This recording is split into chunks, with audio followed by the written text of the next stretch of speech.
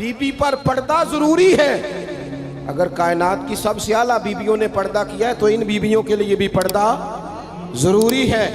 और अगर नाबीना से अभी आए और नबी पाक कहें अपनी अज़वाजे पाक से कि पर्दा करो, या रसूलल्लाह वो तो नाबीना है, फरमाया तुम्हें तो नजर आ रहा है ना। तो अगर जिनको कुरान माँ कहते हैं उनका पर्दा जरूरी है तो पीर साहब से भी औरत का पर्दा जरूरी है। उस पीर से को तू शर्म कर, तू हया कर, शरीयत का पास कर।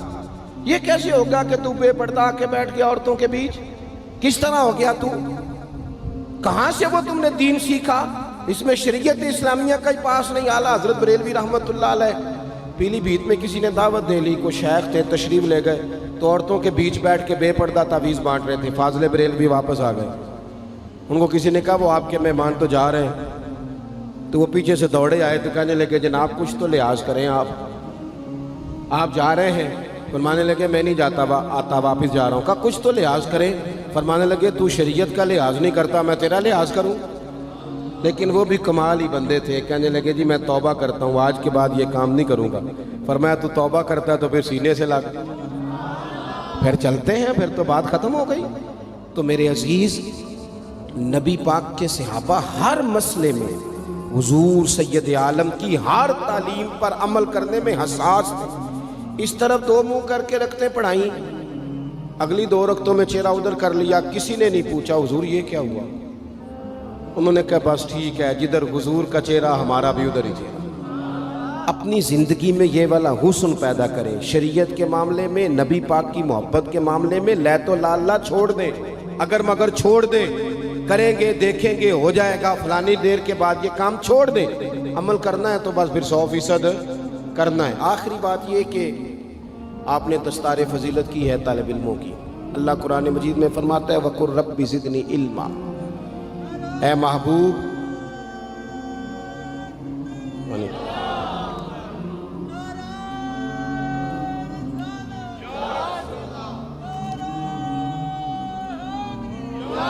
माशाअल्लाह। अल्लाह करीम ने महबूब पाक अलैहिस्सलाम से कहा कि ऐ महबूब आप मेरी बारगाह में अर्ज़ करें, आप मुझसे दुआ करें। क्या? रब्बी ज़िदनी इल्मा। सिर्फ आयत का तर्जुमा अगर आपकी समझ में आ जाए, मफ़हूम में आए, रब कहता है महबूब मुझसे कहिए रब्बी ज़िदनी इल्मा, या अल्लाह मेरे इल्म में इजाफा कर दे। यकीन की बात है वअल्लमा कमा लम तकुन तअलम। रब कहता है जो नहीं पता था सारा हबीब को सिखा दिया। उन्हें अल्लाह ने गैब के खजानों की कुंजियां दे दी, लेकिन फिर भी कहा मुझसे आप अर्ज करें या अल्लाह मेरे इल्म में। ये एक माना इसका उलमा ने ये भी लिखा है कि यहाँ तालीम उम्मत भी है कि उम्मत हर वक्त दीनी उलूम के लिए कोशिश करती रहे। बन के ना बैठ जाए कि मैं अब पढ़ गया, सारी ज़िंदगी सीखें। और सीखें तो बहस करने के लिए नहीं, अमल करने के लिए। बहस करने के लिए नहीं। हुजूर सल्लल्लाहु अलैहि वसल्लम ने फरमाया जिसने दीन का इल्म इसलिए सीखा कि जाहिलों पे रोब जमाएगा, उलमा से बहस करेगा, उसे तो अल्लाह जन्नत की खुशबू भी नहीं देगा। दीन का इल्म सीखना है तरबियत के लिए। हम वो दीन सीखेंगे फिर उस पर अमल करेंगे। हमारे यहाँ ना दीनी इल्म सीखने का ज़ौक़ नहीं, शौक़ नहीं। मैं अल्हम्दुलिल्लाह, हम तो अहले तसव्वुफ़ के ग़ुलाम हैं और तरीक़त के बग़ैर कैसे हम समझते हैं कि आगे बढ़ेंगे।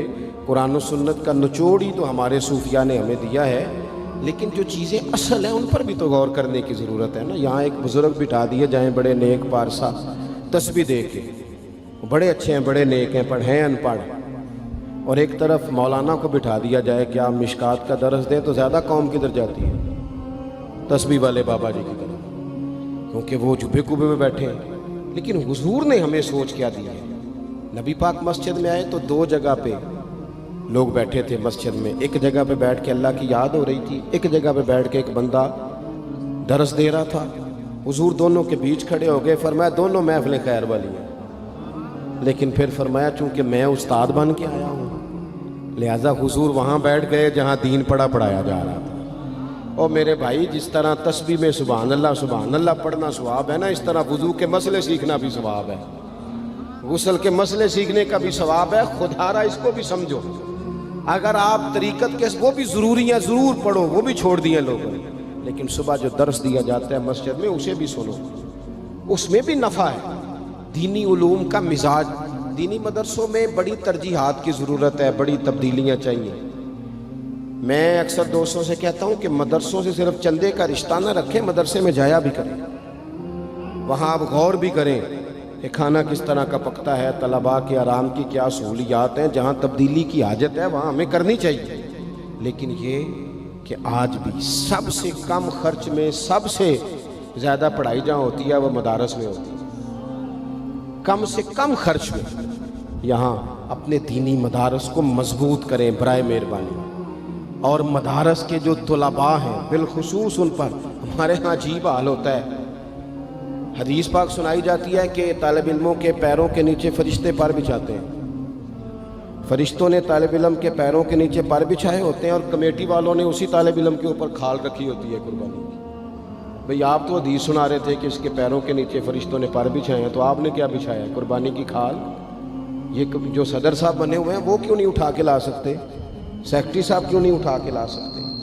میں تو سالوں سے کہہ رہا ہوں، اپنے مدرسے کے طالب علموں کو ہمیشہ کہتا ہوں کہ کوئی ضرورت نہیں آپ گھر جائیں، کوئی حاجت نہیں کہ آپ سے کوئی بھی کام کرا جائے، قطعاً نہیں، یہ مزاج نہیں، آپ اپنے اپنے گھر جا کے عید گزاریں۔ ہاں کچھ عرصے سے مجھے پتہ چلا کہ بعض گھروں میں بڑی غربت ہے، تو وہ اس طرح کے قربانی کے گوشت کے بھی ذائقے غریبوں کو نصیب نہیں ہوتے، چونکہ وہ بھی اسی جانن والوں نوں دینا ہوندا ہے نا۔ جدھروں مینوں اٹھدا ہے میں انہاں نوں گاں دا کلیا، پھر کسی نے فون کرتا ہے تساں چونکہ کٹا کیتا ہے تو وہ بھی کلیا جی، وہ بس کر دیں۔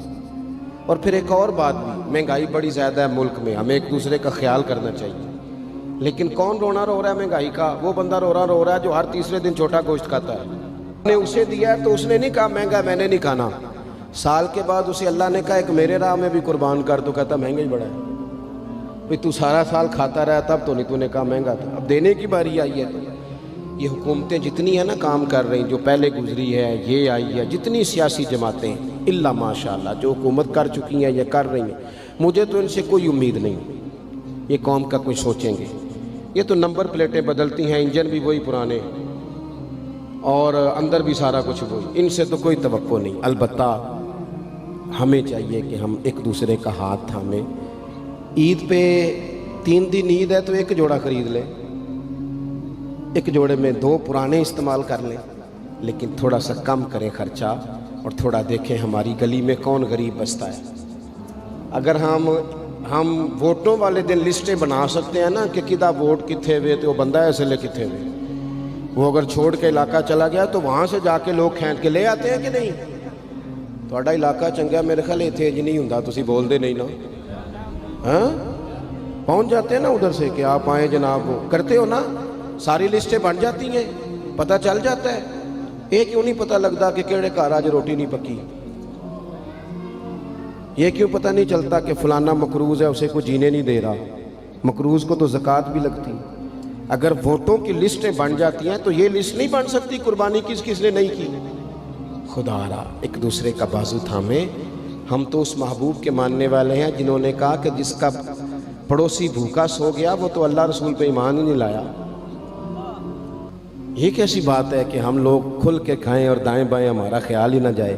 تو 3 باتیں عرض کی ہیں۔ سب سے پہلے تو نبی پاک سے ہمارا احساس والا رشتہ ہے، شریعت پر فوراً عمل کرنا چاہیے، ہمیں اپنے آپ کو پوری کوشش میں لانا چاہیے۔ دوسری بات، دینی علوم کی رغبت کریں، مسائل کو سیکھیں، ان پر عمل کریں، پوچھیں جس بات کا نہیں پتہ۔